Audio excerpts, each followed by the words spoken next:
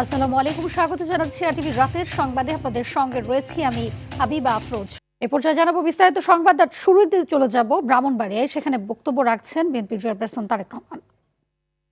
সার, বীজ, কীটনাশক সুবিধা আমরা দিতে চাই, সরাসরি কৃষক ভাইদের হাতে পৌঁছে দিতে চাই। তার মাধ্যমে কৃষি লোনের ব্যবস্থা করে দিতে চাই সহজভাবে। তার মাধ্যমে কৃষক কার্ডের মাধ্যমে আমরা কৃষক ভাইদের কাছে বীমার ব্যবস্থা করতে যাই, যাতে যদি ফসলের ক্ষতি হয় তারা যাতে বীমা থেকে টাকা পেতে পারে। এই কাজগুলো আমরা করতে চাই। নারীদের পাশে দাঁড়াতে চাই, কৃষক ভাইদের পাশে দাঁড়াতে চাই, মা বোনদের পাশে যেমন ফ্যামিলি কার্ড নিয়ে দাঁড়াতে চাই, কৃষক ভাইদের পাশে কৃষক কার্ড নিয়ে দাঁড়াতে চাই। বেকার যুবকদের, তরুণদের কর্মসংস্থানের ব্যবস্থার জন্য ট্রেনিং এর ব্যবস্থা আমরা করতে চাই। এই যে পরিকল্পনাগুলো বললাম, এই পরিকল্পনাগুলো কি ঠিক আছে? মানুষের কাজে লাগবে? মানুষের কাজে লাগবে? হ্যাঁ, সমস্যার সমাধান হবে? তাই যদি হয়, আসেনের পরে দাঁড়াও ভাই, চিৎকার করে লাভ দেবো, কথা শোনো কি বলি। তার আসেনের পরে আরেক শ্রেণীর মানুষ এসেছে, যাদের পাশে আমরা দাঁড়াতে চাই। আগামী দিনের বিএনপি সরকার, আগামী দিনের ধানের শীষের সরকার, তাদের পাশে দাঁড়াতে চাই। এই মানুষগুলো আমাদের জন্ম থেকে মৃত্যু পর্যন্ত মানুষগুলো আমাদের পাশে থাকে। তারা বিভিন্ন দুঃখ কষ্টে আমাদের পাশে থাকে। তারা হচ্ছে আমাদের মসজিদের বা মাদ্রাসার খতিব সাহেবরা, ইমাম। দর্শক দেখছিলেন তারেক রহমানের বক্তব্যের অংশবিশেষ। নির্বাচন নিয়ে একটি গোষ্ঠী এখনো ষড়যন্ত্রে লিপ্ত। তারা বেহেশতের টিকিট বিক্রির নামে মানুষকে বিভ্রান্ত করছে, এমন মন্তব্য করে বিএনপি চেয়ারম্যান তারেক রহমান সকল ষড়যন্ত্র, হঠকারিতা, মিথ্যাচারের বিরুদ্ধে সবাইকে ঐক্যবদ্ধ থাকার আহ্বান জানান। সিলেটে প্রথম নির্বাচনের সমাবেশে ধানের শীষের পক্ষে ভোট চান তিনি। সরকার পরিচালনার সুযোগ পেলে মহানবী সাল্লাল্লাহু আলাইহি সাল্লামের ন্যায়পরায়ণতার ভিত্তিতে দেশ পরিচালনার ঘোষণাও দেন বিএনপি চেয়ারম্যান। সিলেট থেকে আরো জানাচ্ছেন মাইদুর রহমান রুবেল। সুরমাপাড়ের জনপদ থেকে ধানের শীষের ঢেউয়ে জনতার উত্তাল তরঙ্গের দোলা লাগিয়ে নির্বাচনে প্রচারণা শুরু করলেন বিএনপি চেয়ারম্যান তারেক রহমান। প্রায় 22 বছরের অপেক্ষা শেষে নেতাকে বরণ করে নিতে আলিয়া মাদ্রাসার এই মাঠ ছাপিয়ে আশপাশের সড়ক পরিণত হয় জনসমুদ্রে। মঞ্চে বাড়তি আকর্ষণ ছিল ডক্টর জুবাইদা রহমানের উপস্থিতি। জেলার বিভিন্ন প্রান্ত থেকে এসে নগরের আলিয়া মাদ্রাসা ময়দানে মানুষের উপস্থিতি ছাপিয়ে যায় চতুর্পাশ। জনতার স্রোতের উদ্দেশ্যে তারেক রহমান বলেন, এই অঞ্চলের মানুষের সংকট সমাধানে অতীতেও কাজ করেছে বিএনপি। স্মরণ করেন ইলিয়াস আলী সহ গুম খুন হওয়া মানুষদের। যারা এই দেশ থেকে পালিয়ে গিয়েছে 1 বছর আগে, তারা এই দেশের মানুষের ভোটের অধিকার কেড়ে নিয়েছিল।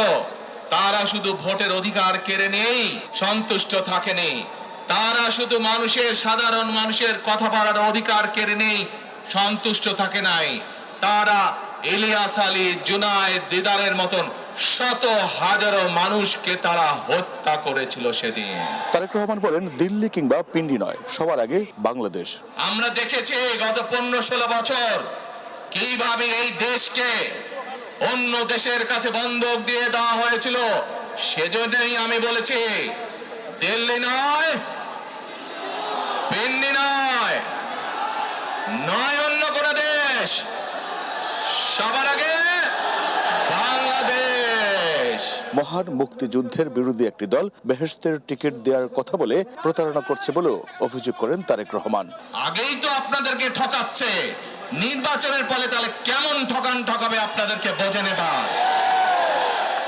শুধু ঠকাচ্ছেই না মানুষকে, যারা মুসলমান তাদেরকে শিরকি করাচ্ছে তারা, নাউজুবিল্লাহ।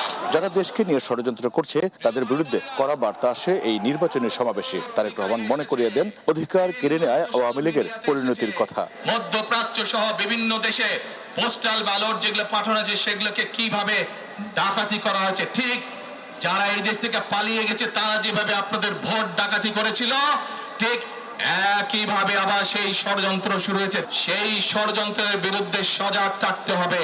দেশের উন্নয়নে খাত ভিত্তিক পরিকল্পনা একমাত্র বিএনপিরই আছে উল্লেখ করে এটি বাস্তবায়নে ধানের শীষে ভোট চাইলেন তারেক রহমান। ধানের শীষকে জয়যুক্ত করতে হবে, পারবেন ইনশাআল্লাহ। দলের প্রথমে পূর্ণভূমি সিলেট থেকে আনুষ্ঠানিক নির্বাচনের প্রচারণা শুরু করলো বিএনপি চেয়ারম্যান তারেক রহমান বিএনপি মনোনীত এবং সমর্থিত সকল প্রার্থীর পক্ষে চাইলেন ভোট। বলেন, জনগণের ভোটে নির্বাচিত হলে বিএনপি কোনো মিথ্যে প্রতিশ্রুতি নয়, কল্যাণমুখী একটি রাষ্ট্র গঠন করতে চান তারা। একই সাথে বিদেশের স্বার্থ নয়, নিজের দেশের স্বার্থ সবার আগে সমুন্নত রাখতে চায় বিএনপি। সিলেটের আলিয়া মাদ্রাসা মাঠ থেকে মাইদুর রহমান রুবেল, RTV। ধর্মকে ব্যবহার করে শিরক করছে একটি দল, তাদের প্রতি মানুষ ক্ষিপ্ত, তাই তাদের 3 গুণ প্রটোকল দিতে প্রধান উপদেষ্টার কাছে আহ্বান জানান তারেক রহমান। বলেন, স্বৈরাচার দিনের ভোট রাতে করেছে, এবার একটি দল পোস্টাল ব্যালট নিজেদের দখলে নিয়ে ইলেকশন ইঞ্জিনিয়ারিং করার চেষ্টা করছেন।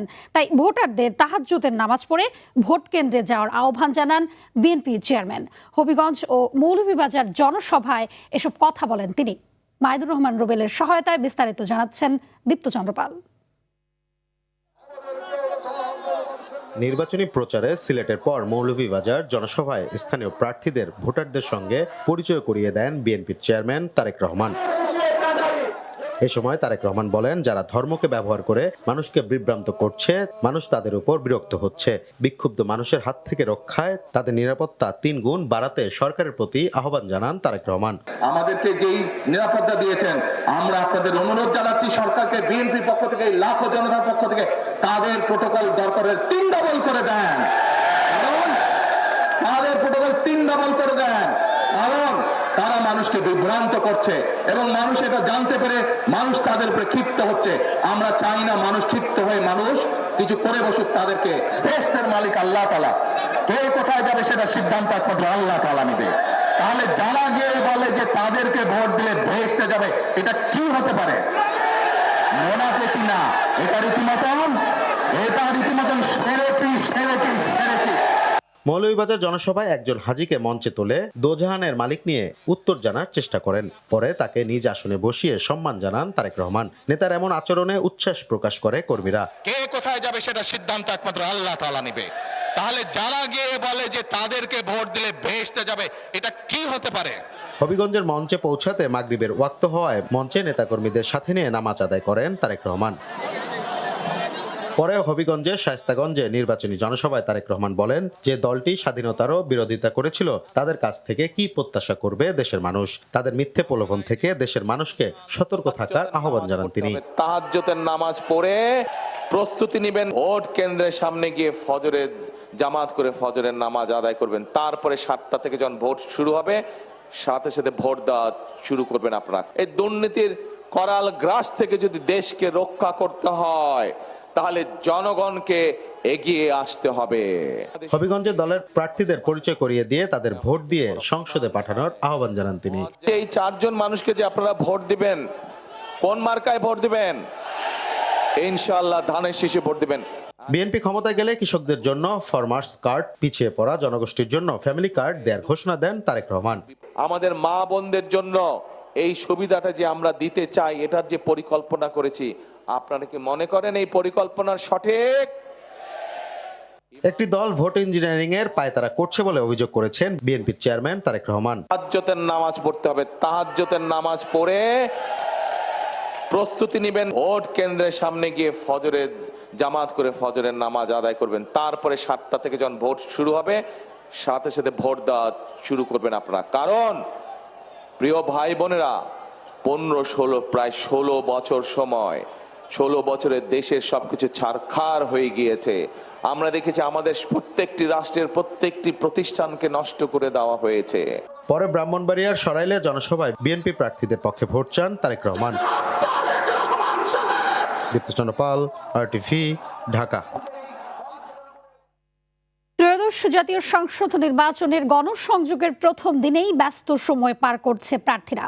সকাল থেকে উৎসব মুখর পরিবেশে ভোটারদের মন জয় করতে নানা প্রতিশ্রুতি দিচ্ছেন তারা। মহাখালীতে ঢাকা 17 আসনে বিএনপির প্রার্থী দলের চেয়ারম্যান তারেক রহমানের পক্ষে মিছিল ও গণসংযোগ করেন বিএনপি ও সহযোগী সংগঠনের নেতাকর্মীরা। বাড্ডায় মিছিলের পাশাপাশি মত বিনিময়ে এলাকার সমস্যা সমাধানের আশ্বাস দেন ঢাকা 11 আসনের বিএনপি প্রার্থী ডক্টর MA কাইয়ুম। পল্লবীতে ঢাকার ১৬ আসনের বিএনপির প্রার্থী আমিনুল হকের গণসংযোগে অংশ নেন বাফুফের সভাপতি তাবিত আউয়াল সহ স্থানীয় নেতাকর্মীরা।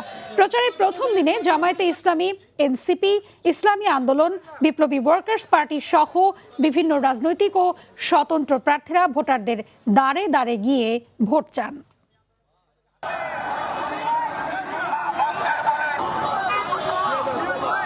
আল্লাহর রহমতে মানুষের যে স্বতঃস্ফূর্ত উৎসাহ উদ্দীপনার মধ্য দিয়ে আমরা আশা করি আমাদের এই নির্বাচনকালীন যে প্রচারণা আমরা অত্যন্ত সুষ্ঠুভাবে ইনশাআল্লাহ সম্পন্ন করতে পারবো। আমাদের পুরো আসনে প্রত্যেকটি জায়গায় সব জায়গায় প্রচারণা চলছে এবং ভালো লাগতেছে। রাজনীতিতে একটা কালচার ফিরিয়ে আনতে চাই। হিংসা পরায়ণতার রাজনীতি নয়, সহনশীলতার রাজনীতি। যার যার মত প্রকাশের স্বাধীনতা থাকতে হবে, ভোটের অধিকার থাকবে, আইনের শাসন থাকবে। একটা পরিষ্কার ভালো নির্বাচনে বিশ্বাস করি। এই দেশের জনগণ যতবার ভালো নির্বাচন হয়েছে ততবারই তারা বিএনপি এবং ধানের শীষের পক্ষে রায় দিয়েছে। ফাঁসিবাদকে নতুন রূপে আসতে দেয়া হবে না মন্তব্য করে জামায়াতে ইসলামী ডাক্তার শফিকুর রহমান বলেছেন, দেশের মানুষ নতুন কোনো ভোট ডাকাত দেখতে চায় না। রাজধানীর মিরপুরে আদর্শ উচ্চ বিদ্যালয় মাঠে নির্বাচনী জনসভায় কথা বলেন তিনি। বলেন, আধিপত্য, ফ্যাসিবাদ ও চাঁদাবাজির বিরুদ্ধে হ্যাঁ ভোট দিয়ে জামায়াত সহ 10 দলকে বিজয়ী করবে মানুষ। নাজবুল হুদার সহযোগিতায় বিস্তারিত দীপ্ত চন্দ্রপালের আরও একটি রিপোর্টে। আসন্ন ত্রয়োদশ জাতীয় সংসদ নির্বাচনে ঢাকা 15 আসনের নির্বাচনী জনসভার মাধ্যমে আনুষ্ঠানিক প্রচারণা শুরু করেন জামাতের আমির ও 10 দলের প্রধান ডক্টর শফিকুর রহমান। নিজ নির্বাচনী আসনের সমাবেশ জামাত আমির বলেন, যারা নিজেদের দলের কর্মীদের চাঁদাবাজ, লুটপাট থেকে বিরত রাখতে পারবে তারাই নতুন বাংলাদেশ গড়তে পারবে। আর এই দেশে আমরা ফ্যাসিবাদের ছায়াও দেখতে চাই না। ফ্যাসিবাদ এখন যদি নতুন কোনো জামা পরে আমাদের সামনে আসে, 5 আগস্ট যে পরিণতি হয়েছিল সেই নতুন জামা পরা ফ্যাসিবাদের একই পরিণতি হবে। যারা নিজেদের দলের লোকদেরকে চাঁদাবাজি, দখল বাণিজ্য, মামলাবাজি, দুর্নীতি এগুলা থেকে নিজের কর্মীকে যারা বিরত রাখতে পারবে, আশা করি আগামীর বাংলাদেশ তারা জনগণকে উপহার দিতে পারবে। ফ্যামিলি কার্ডের মাধ্যমে জনগণ আবারও দুর্নীতি ও বৈষম্যের শিকার হবে বলে মন্তব্য করেন তিনি। আমরা ওই ধরনের কোনো কার্ডের ওয়াদা দিচ্ছি না। 2000 টাকা দিয়ে একটা পরিবারের কোনো কিছু সমাধান হবে?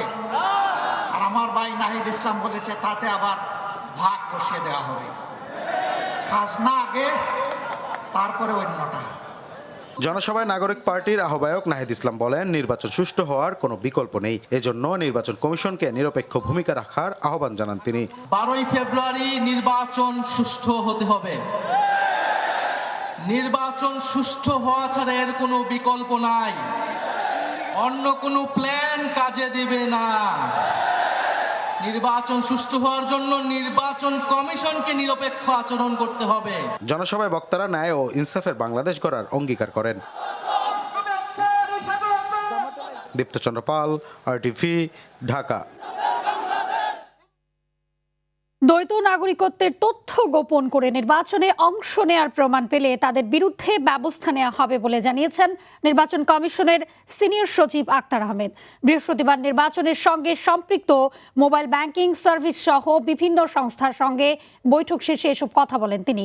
এ সময় ভোট চলাকালীন মোবাইল ও ইন্টারনেট ভিত্তিক ব্যাংকিং কার্যক্রম বন্ধ নয়, সীমিত করা হবে বলে জানান তিনি। এছাড়া আগামী নির্বাচন পর্যবেক্ষণে অন্তত 500 জন বিদেশি পর্যবেক্ষণ আসার সম্ভাবনা রয়েছে বলেও জানান ইসি সচিব। 50 জন জার্নালিস্ট অ্যাক্রস দ্য ওয়ার্ল্ড এবং 78 অবজারভার্স অ্যাক্রস দ্য ওয়ার্ল্ড ওনারা আসতে চান। এটা প্রতিনিয়ত বাড়ছে, হয়তো দেখা যাবে যে আরও আধা ঘন্টা পরে বা 1 ঘন্টা পরে এটার সংখ্যা ভিন্ন হচ্ছে। ভোটাররা 2টো ব্যালটে ভোট দিবেন, কাজেই স্বাভাবিক সময়ের থেকে একটু বেশি সময় লাগার কথা। এবং দ্বিতীয়ত হচ্ছে আপনার প্রার্থীর সংখ্যাও বেশি, ভোটারের কে 2টা করে ব্যালট পেপার আপনার সামাল দিতে হবে। প্রার্থিতা বাতিলের সিদ্ধান্ত চ্যালেঞ্জ করা কুমিল্লা 10 আসনে বিএনপি মনোনীত প্রার্থী মোহাম্মদ আব্দুল গফুর ভূঁইয়ার রিট খারিজ করে দিয়েছেন হাইকোর্ট। এতে তিনি ত্রয়োদশ জাতীয় সংসদ নির্বাচনে অংশ নিতে পারছেন না বলে জানান আইনজীবীরা। বিচারপতি রাজিক আল জলিল ও বিচারপতি মোহাম্মদ আনোয়ারুল ইসলামের হাইকোর্ট বেঞ্চ এ আদেশ দেন।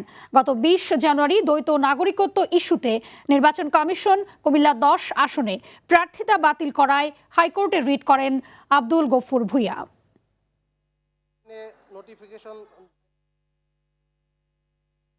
এবারে নির্বাচনে ভোট কেন্দ্র থেকে দুষ্কৃতিকারীদের ব্যালট ছিনতাইয়ের কোনো সুযোগ নেই বলে জানিয়েছেন স্বরাষ্ট্র উপদেষ্টা জাহাঙ্গীর আলম চৌধুরী। বিকেলে রাজধানীর মালিবাগে সিআইডি সদর দপ্তরে পুলিশের অপরাধ তদন্ত বিভাগ সিআইডি আয়োজিত ত্রৈমাসিক অপরাধ পর্যালোচনা ও মতবিনিময় সভায় তিনি কথা জানান। এ সময় স্বরাষ্ট্র উপদেষ্টা বলেন, অতীতের মাত্র একজন অস্ত্রধারী পুলিশ থাকলেও এবার প্রতিটি ভোট কেন্দ্রে কমপক্ষে 5 জন অস্ত্রধারী আইনশৃঙ্খলা বাহিনীর সদস্য নিয়োজিত থাকবে। গুরুত্বপূর্ণ ভোট কেন্দ্রে থাকবে 6 জন। আসন্ন ত্রয়োদশ জাতীয় সংসদ নির্বাচন উপলক্ষে আগামী 11 ফেব্রুয়ারি সাধারণ ছুটি থাকবে বলে জানিয়েছেন প্রধান উপদেষ্টার প্রেস সচিব শফিকুল আলম। বিকেলে রাজধানীর ফরেন সার্ভিস একাডেমিতে সমসাময়িক ইস্যুতে করা সংবাদ সম্মেলনে এই তথ্য জানান তিনি। শফিকুল আলম বলেন, উপদেষ্টা পরিষদের সভায় 11 ফেব্রুয়ারি সাধারণ ছুটির প্রস্তাব গৃহীত হয়েছে। আর শিল্পাঞ্চলের শ্রমিকদের জন্য এই ছুটি 10 ও 11 ফেব্রুয়ারি। আগামী 12 ফেব্রুয়ারি সকাল 7:30 থেকে বিকেল 4:30 পর্যন্ত 300 সংসদীয় আসনে বিরতিহীনভাবে ভোট গ্রহণ অনুষ্ঠিত হবে। একই দিনে সংসদ নির্বাচন ও গণভোটের ভোট গ্রহণ সম্পন্ন হবে।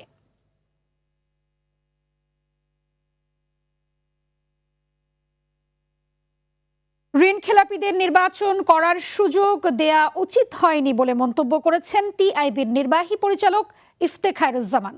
বৃহস্পতিবার ত্রয়োদশ জাতীয় সংসদ নির্বাচনে অংশ নেয়া প্রার্থীদের হলফনামা নিয়ে সংবাদ সম্মেলনে তিনি এসব কথা বলেন। তিনি বলেন, ব্যবসা বৃত্তির রাজনীতির কাছে জিম্মি নির্বাচন কমিশন। ট্রান্সপারেন্সি ইন্টারন্যাশনাল বাংলাদেশ জানান, আসন্ন সংসদ নির্বাচনে বিএনপির প্রার্থীদের মধ্যে 59.41% প্রার্থী ঋণগ্রস্ত, যা সর্বোচ্চ। এছাড়াও এবারের প্রার্থীরা অতীতের চেয়ে অধিক শিক্ষিত, বয়সেও তরুণ প্রার্থীর সংখ্যা বেড়েছে। তবে নারীর অংশগ্রহণ কমেছে এবারের নির্বাচনে, যা 5%-রও নিচে বলে জানায় সংস্থাটি।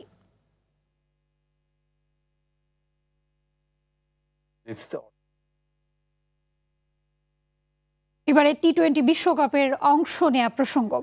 টি-20 বিশ্বকাপ খেলতে ভারতে না যাওয়ার চূড়ান্ত সিদ্ধান্ত নিয়েছে বাংলাদেশ। ক্রিকেটারদের সঙ্গে আলোচনার শেষে সাফ জানিয়ে দিলেন ক্রীড়া উপদেষ্টা। বাংলাদেশ ইস্যুতে আইসিসির ভূমিকা নিয়েও প্রশ্ন তুলেছেন আসিফ নজরুল। এদিকে বাংলাদেশ বিশ্বকাপ না খেললে আইসিসি বড় ক্ষতির মুখে পড়বে বলে জানিয়েছেন বিসিবি সভাপতি আমিনুল ইসলাম বুলবুল। বিস্তারিত মাহফুজুল ইসলামের রিপোর্টে। রাজ্যের শঙ্কা ক্রিকেটারদের মধ্যে, বিসিবি সভাপতির কপালে চিন্তার ভাঁজ স্পষ্ট। আইসিসির বেঁধে দেয়া 24 ঘন্টা সময় পার হওয়ার আগেই নিতে হবে সিদ্ধান্ত। শেষ বৈঠকটা এই ক্রিকেটার ও বোর্ডের সঙ্গে ক্রীড়া উপদেষ্টার। আইসিসির চিঠির বিষয়ে সরকারের কঠোর অবস্থান, আগের জায়গায় বাংলাদেশ যাচ্ছে না ভারত, মানে খেলা হচ্ছে না এবারের বিশ্বকাপ। আইসিসিকে তুললেন কাঠগড়ায়। আমাদেরকে এই বিষয়ে কনভিন্স করার জন্য আইসিসি কোনো চেষ্টা করে নাই। আইসিসি আসল যে ইনসিডেন্ট সেটাকে বাদ দিয়ে তার স্ট্যান্ডার্ড যে সিকিউরিটি প্রসিডিউর সেগুলো নিয়ে আলোচনা করেছে। এমনকি ভারত সরকারের পক্ষ থেকে যে আমাদের কনভিন্স করানোর চেষ্টা করা, কোনো রকম যোগাযোগের চেষ্টা করে নাই, কোনো রকম কনভিন্স করার চেষ্টা করে নাই। ফলে আমাদের ডিসিশন পরিবর্তন হওয়ার কোনো রকম স্কোপ নাই। আমরা এখনও আশা করব, আমরা মনে করি আমরা আইসিসি থেকে সুবিচার পাই নাই। ক্রিকেটারদের সঙ্গে আলাপচারিতার বিষয়ে মুখে কুলুপ উপদেষ্টার। ক্রিকেটারদের সাথে আমার যা কথা হবে সেটা আমাদের ব্যক্তিগত ব্যাপার, আমাদের প্রিভিলেজ কমিউনিকেশন। তাদের কারো কথা আমি সাংবাদিকদের বলবো না। বিমর্ষ বোর্ড সভাপতি গুলিয়ে ফেললেন সংবাদ সম্মেলন। সব শেষের পরও তিনি বলছেন আশার কথা। নিজেদের ক্ষতি মানতে নারাজ তিনি, বলছেন ক্ষতিটা আইসিসির। আমরা সকলে বলছি যে শ্রীলঙ্কা কো হোস্ট না, শ্রীলঙ্কা হাইব্রিড মডেলের একটা অংশ, যেখানে অন্য অন্য দেশের খেলাগুলো হচ্ছে। সেখানে আমরা আবারও চেষ্টা করব আজকে আর কি পথ আছে আইসিসিকে বলা। বাংলাদেশের মতো একটা ক্রিকেট লাভিং কান্ট্রি যদি মিস করে, আইসিসি বড় একটা মিস করবে। যেখানে এরকম একটা জনবহুল ক্রিকেট লাভিং কান্ট্রি যদি না যায়, এটা মনে হচ্ছে যে হোস্ট কান্ট্রির জন্য এটা ব্যর্থতা। একটা ওয়ার্ল্ড অর্গানাইজেশন এভাবে 24 ঘন্টা বেঁধে দিতে পারে না। Will keep fighting. এ বিষয়ে নিশ্চুপ ক্রিকেটাররা এড়িয়ে গেছেন গণমাধ্যম। মাহফুজুল ইসলাম, RTV, ঢাকা। গাজায় ইসরায়েলি বিমান হামলায় আরো 11 জন নিহত হয়েছে। এর মধ্যে 2 শিশু ও 3 সাংবাদিক রয়েছে। গাজার স্বাস্থ্য মন্ত্রণালয়ের বরাতে সংবাদ মাধ্যম আল জাজিরা জানায়, বুধবারের হামলার ঘটনায় এই হতাহতের ঘটনা ঘটে। নিহত 3 সাংবাদিক মিশরে গাজা সহায়তা তদারকি কমিটির জন্য কাজ করছিলেন। তারা কেন্দ্রীয় গাজায় নতুনভাবে স্থাপিত শরণার্থী শিবিরের পরিস্থিতি কাগজে কলমে তুলে ধরছিলেন। প্রতিবেদনে বলা হয়, ড্রোন পরিচালনাকারীর সন্দেহে হামলা চালানোর দাবি নেতানিয়াহুর সেনাদের। বাংলাদেশ প্রিমিয়ার লিগ BPL এর শিরোপা লড়াইয়ে কাল মুখোমুখি হবে চট্টগ্রাম রয়্যালস ও রাজশাহী ওরিয়র্স। মিরপুরের ফাইনাল ম্যাচটি শুরু হবে সন্ধ্যা 6টায়। প্রথমবারের মতন BPL এর শিরোপা ঘরে তুলতে মরিয়া রাজশাহী। ফাইনালের শিরোপা লড়াইয়ে নামার আগেই দলকে উজ্জীবিত করতে শান্তদের জন্য 25 লাখ টাকা বোনাস ঘোষণা করেছে কর্তৃপক্ষ। অপরদিকে চট্টগ্রামও শিরোপা জয় করতে বদ্ধপরিকর। প্রথম কোয়ালিফায়ারে রাজশাহীকে হারিয়েই ফাইনালে উঠেছিল তারা। আর তাই মানসিকভাবে কিছুটা এগিয়ে থেকে দ্বিতীয় শিরোপা জয়ের লড়াইয়ে নামবে চট্টগ্রাম। রাতের সংবাদ এ পর্যন্তই। মধ্যরাতের সংবাদ 1টায় দেখার আমন্ত্রণ রইল। ধন্যবাদ সবাইকে।